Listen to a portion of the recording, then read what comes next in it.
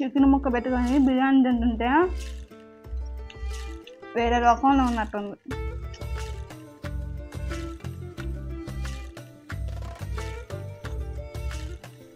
బిర్యానీ తింటూ ఆనియన్ పెట్టుకుని ఉంటే స్వర్గంలోకి వెళ్ళినట్టుంది.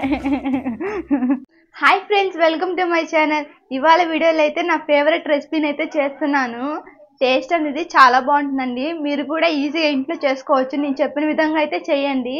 పక్కా కొలతలతో ఫ్రై పీస్ బిర్యానీని అయితే చేస్తున్నానండి. ఈ ఆలస్యం లేకుండా వీడియోలోకి అయితే వెళ్ళిపోదామా.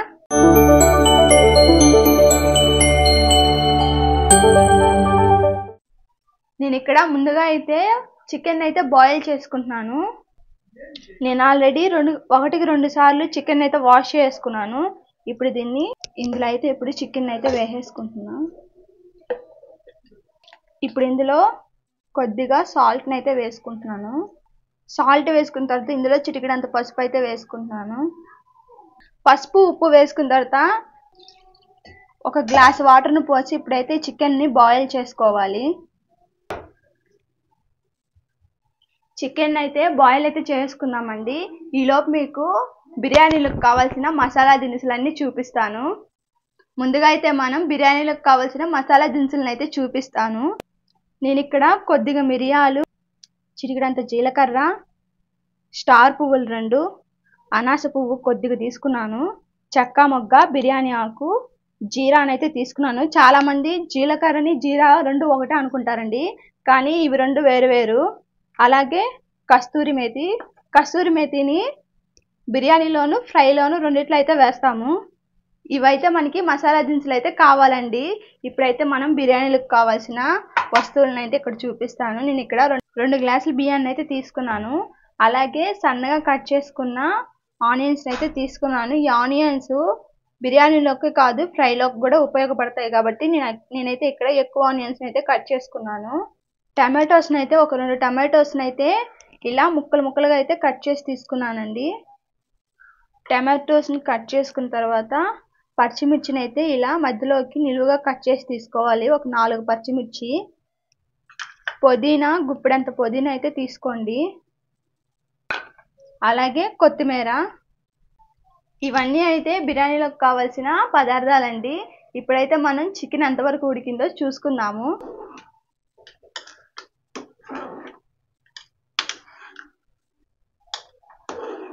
చికెన్ అయితే ఒక 50% అయితే బాగా ఉడికిపోయిందండి. ఇంకొక 5 నిమిషాల తర్వాత స్టవ్ ఆఫ్ చేసుకోవడమే. మనకి చికెన్లో వాటర్ అనేది ఉండాలండి, ఎందుకంటే బిర్యానీలో చికెన్ వాటర్ని అయితే పోస్తే టేస్ట్ అనేది బిర్యానీ కూడా చాలా బాగుంటుంది. అందుకైతే మనం కొంచెం వాటర్ అయితే ఎక్కువ పోసుకోండి. మనకి చికెన్ బాగా ఉడకద్దు కదా, ఆ వాటర్లో టేస్ట్ అనేది చాలా బాగుంటుంది బిర్యానీలో. కానీ ఆ వాటర్ని కానీ పోస్తే చికెన్ అనేది ఉడికేలోపు బాస్మతి రైస్ని అయితే 1-2 సార్లు వాష్ చేసుకొని వాటర్ అయితే పోసుకొని నానబెట్టేసుకుందాము. బియ్యాన్ని అయితే 1-2 సార్లు నీట్గా వాష్ చేసుకున్నాను. ఇప్పుడు ఇందులో వాటర్ను పోసి నానబెట్టేసుకుంటా.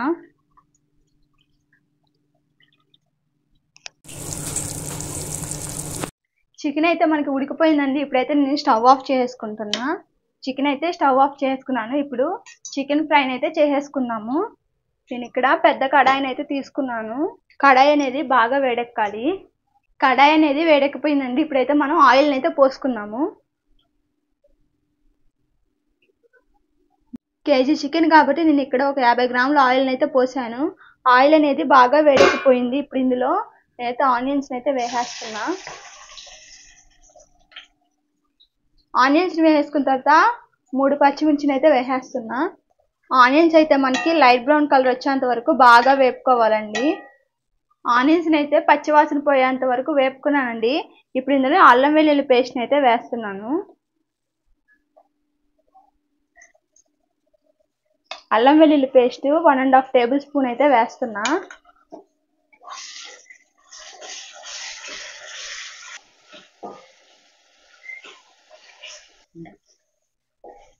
అల్లం వెల్లుల్లి పేస్ట్ పచ్చివాసన పోయేంత వరకు బాగా వేపుకోవాలి. మీకు మా రెసిపీస్ కానీ మా ఛానల్ కానీ నచ్చినట్టయితే మా ఛానల్ని సబ్స్క్రైబ్ చేసుకోవడం మాత్రం మర్చిపోకండి. అలాగే కొత్తగా ఎవరైనా సబ్స్క్రైబ్ చేసుకొని ఉంటే వాళ్ళు పక్కనే ఉన్న బెల్ ఐకాన్ అయితే క్లిక్ చేయండి. నేను ఎప్పుడైనా వీడియోస్ అప్లోడ్ చేస్తే అది మీకు నోటిఫికేషన్లో వస్తుంది. మీకు ఈ వీడియో నచ్చినట్టయితే లైక్ చేయడం మాత్రం అస్సలు మర్చిపోకండి. అలాగే మీ ఫ్రెండ్స్కి కానీ మీ బంధువులకు కానీ ఈ వీడియోని అయితే షేర్ చేయండి. ఆనియన్స్ అయితే మనకి బాగా వేగిపోయాయండి. ఇందాక మనం బాయిల్ చేసుకున్న చికెన్ అయితే ఇందులో వేసేసుకుంటున్నా.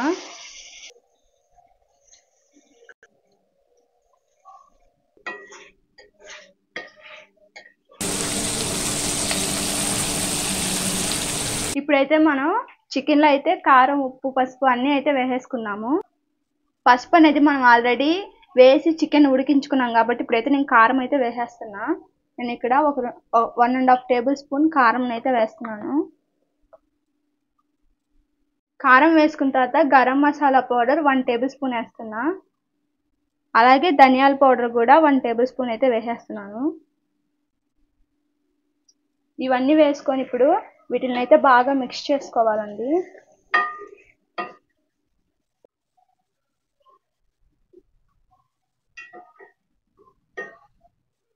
కారం అవన్నీ వేసి కలుపుకున్న తర్వాత ఇందులోనే తగినంత సాల్ట్ని అయితే వేసేసుకోండి.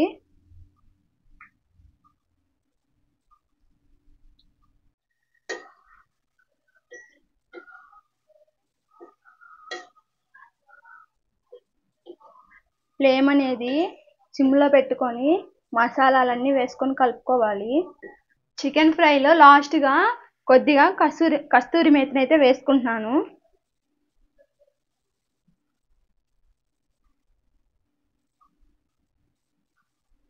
కస్తూరి మేతితో పాటు కొత్తిమీరను కూడా వేసేసుకుంటున్నా. ఇవి రెండు వేసుకొని బాగా కలుపుకోవాలండి.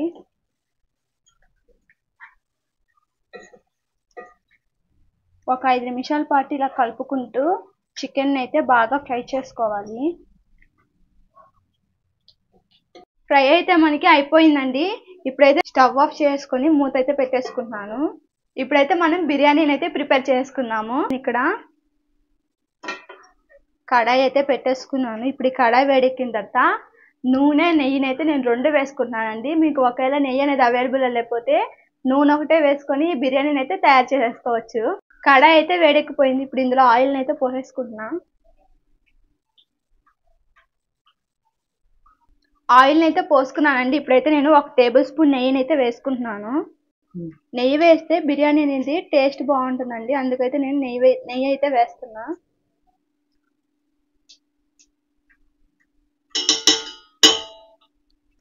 నెయ్యి అయితే కరిగిపోయిందండి. ఇప్పుడైతే నేను మసాలా దినుసులను అయితే వేసేసుకుంటున్నాను.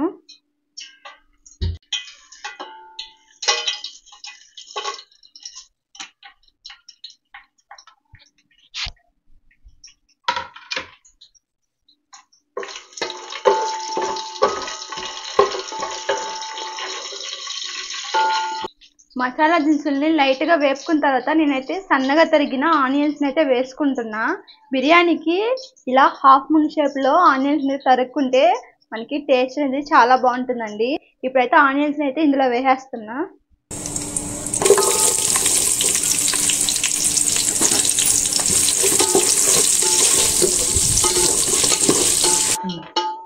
ఆనియన్స్ని పచ్చివాసన పోయేంత వరకు బాగా వేపుకోవాలి. ఆనియన్స్ని వేసుకున్న తర్వాత నేను ఇక్కడ ఒక 2 పచ్చిమిర్చిని అయితే వేసుకున్నాను.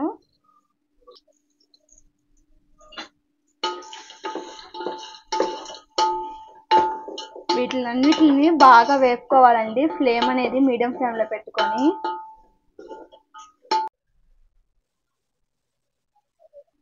ఆనియన్స్ అయితే మనకి పచ్చివాసన అయితే పోయాయండి. ఇప్పుడు ఇందులో టమాటోస్ని అయితే వేసేసుకుంటున్నాను.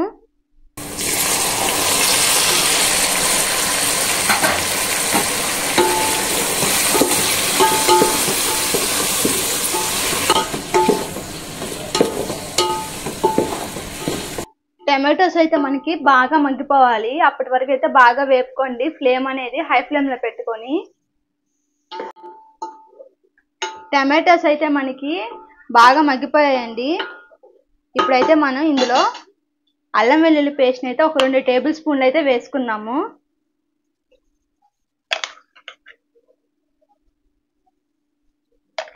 అల్లం వెల్లుల్లి పేస్ట్ వేసి పచ్చివాసన పోయేంత వరకు బాగా వేపుకోవాలి.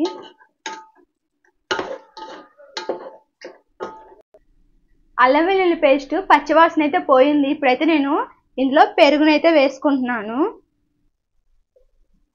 పెరుగు నేను ఇక్కడ ఒక 3 టేబుల్ స్పూన్లు తీసుకున్నానండి. పెరుగును వేసుకొని బాగా మిక్స్ చేసుకోవాలి.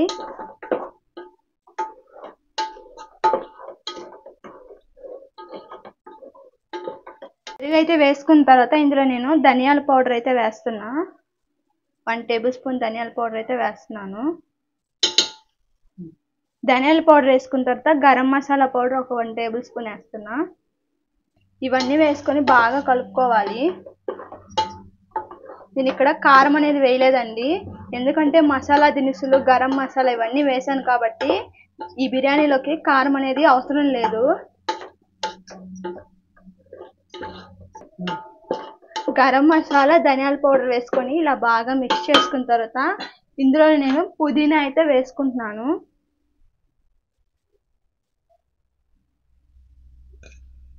పుదీనాతో పాటు కొత్తిమీరను కూడా ఇప్పుడే వేసేస్తున్నానండి నేను 2.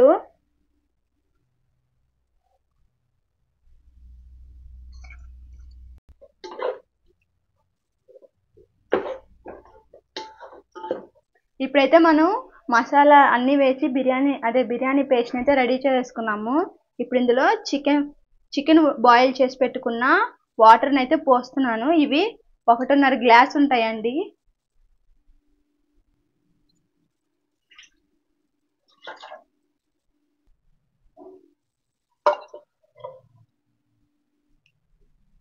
వాటర్ను కూడా ఇందులో అయితే యాడ్ చేసుకుంటున్నాను ఇప్పుడే.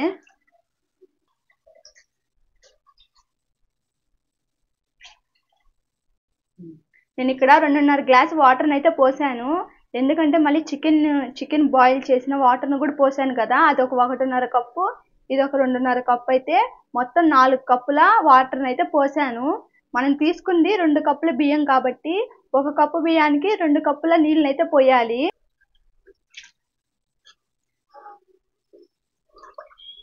ఇప్పుడే నేను సాల్ట్ కూడా వేసేసుకుంటున్నాను రుచికి సరిపడినంత.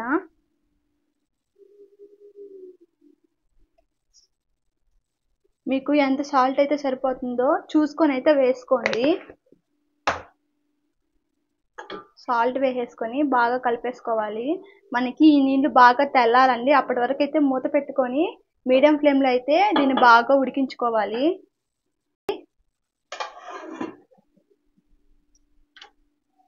నేనైతే వాటర్ని ఉప్పుని అన్ని చూసేసుకున్నాను.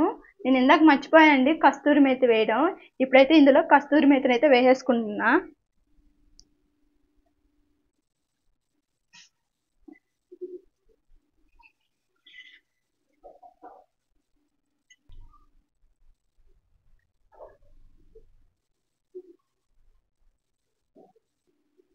ఇప్పుడైతే మనం మూత పెట్టి వాటర్ని అయితే తెల్లిచ్చేసుకోవాలి.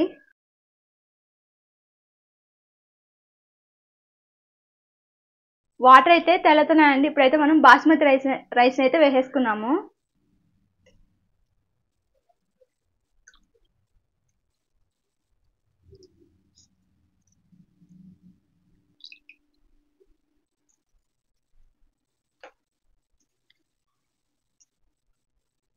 బాస్మతి రైస్ని అయితే వేసేసుకున్నాము.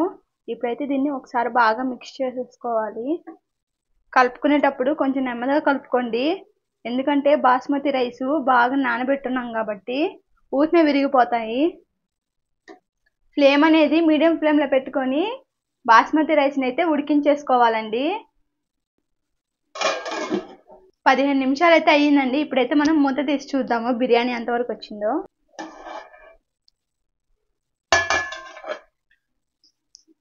బిర్యానీ అయితే మనకి అయిపోవచ్చిందండి.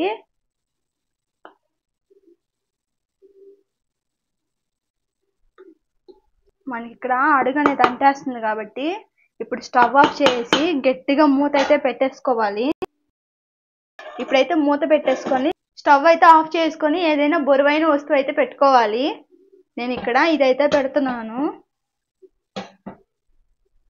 ఆవిరి అనేది పోకుండా బరువు అయితే పెట్టుకొని లోపల ఆవిరితో అయితే ఉడికించుకోవాలి. స్టవ్ అనేది ఆఫ్ చేసి ఒక 10 నిమిషాల తర్వాత అయితే బిర్యానీని అయితే చూపిస్తాను ఎలా ఉందో. ఇప్పుడైతే మనం బిర్యానీ ఎలా వచ్చిందో చూపిస్తాను.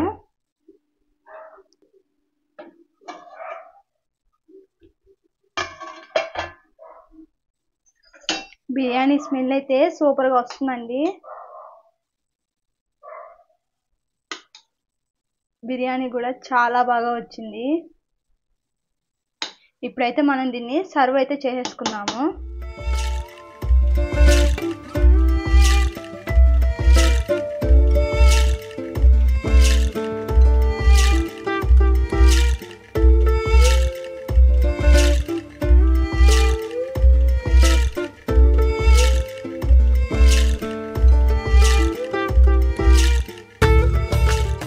ఇప్పుడైతే మనం బిర్యానీని అయితే టేస్ట్ చేద్దాము.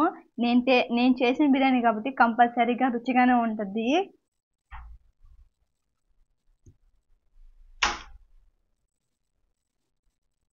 మనకి చికెన్ ముక్క కూడా బాగా ఉడికిందండి. మీరు ఇక్కడ చూస్తున్నట్టయితే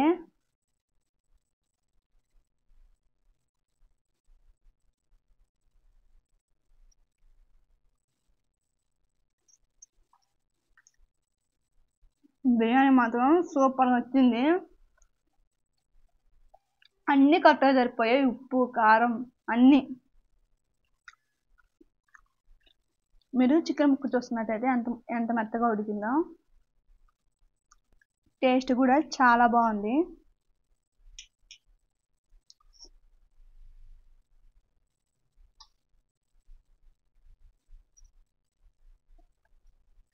చికెన్ ముక్క పెట్టుకొని బిర్యానీ తింటుంటే వేరే రకంలో ఉన్నట్టుంది. ఇక రైతా ఇంక ఏం అవసరం లేదండి, ఒట్టి బిర్యానీతోనే తినేస్తాం.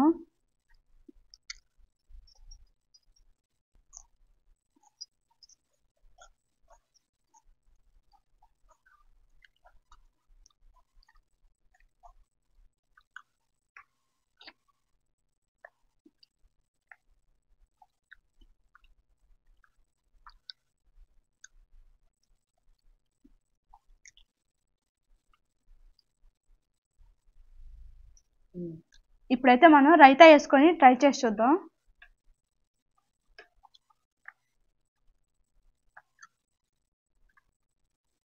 నాకైతే ఒట్టి బిర్యానీ నచ్చిందండి.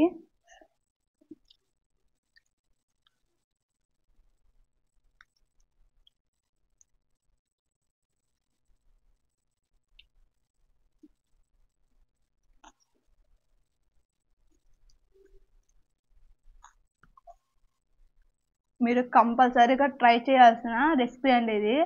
నేను చెప్పిన విధంగా ట్రై చేయండి. మీరు ట్రై చేసి ఎలా వచ్చింది నాకు కింద కామెంట్ సెక్షన్లో అయితే కామెంట్ చేయండి, కంపల్సరీగా ట్రై చేసిన వాళ్ళు. నాకైతే ఈ బిర్యానీ చాలా బాగా నచ్చింది.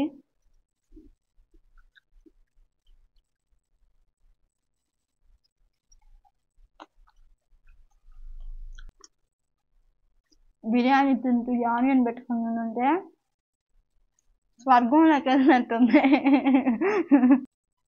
మా అన్నయ్య వెనక నేను తింటుంటే చూస్తూ ఉన్నాడు, ఎప్పుడెప్పుడు వీడియో అయిపోద్దా తిందామా అని ఉన్నాడు. అంత బాగా వచ్చిందండి నిజంగా బిర్యానీ మాత్రం.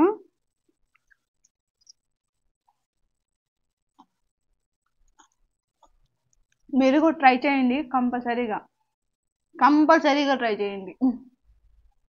మీరు కూడా ఇలా ఫ్రై పీస్ బిర్యానీ అయితే ట్రై చేసి ఎలా వచ్చిందో కింద కామెంట్ సెక్షన్లో అయితే కామెంట్ చేయండి. ఈ ఫ్రై పీస్ బిర్యానీ టేస్ట్ అనేది చాలా బాగుంటుందండి, కంపల్సరీగా ట్రై చేయండి. నార్మల్ బిర్యానీ కన్నా ఈ బిర్యానీ అయితే టేస్ట్ చాలా బాగా వచ్చింది. మీకు మా వీడియోస్ కానీ మా ఛానల్ కానీ నచ్చినట్టయితే లైక్, షేర్, సబ్స్క్రైబ్ చేయడం మాత్రం మర్చిపోకండి. అలాగే సబ్స్క్రైబ్ చేసుకున్న వాళ్ళు పక్కన గంట సింబల్ని అయితే క్లిక్ చేయండి. నేను ఎప్పుడైనా వీడియోస్ అప్లోడ్ చేస్తే మీకు నోటిఫికేషన్ అయితే వస్తుంది. మరో వీడియోలో మరో రెసిపీతో మళ్ళీ కలుసుకుందాం. Okay, bye. ఇవాళ వీడియో అయితే ఒక స్పెషల్ అనుకున్నాం. మా కెమెరామెన్ తిని ఎంతసేపు తిన్నావు నాకు నవ్వు వస్తున్నా. నేను చేసే రెసిపీ అయితే ఉన్నాను. బాయ్.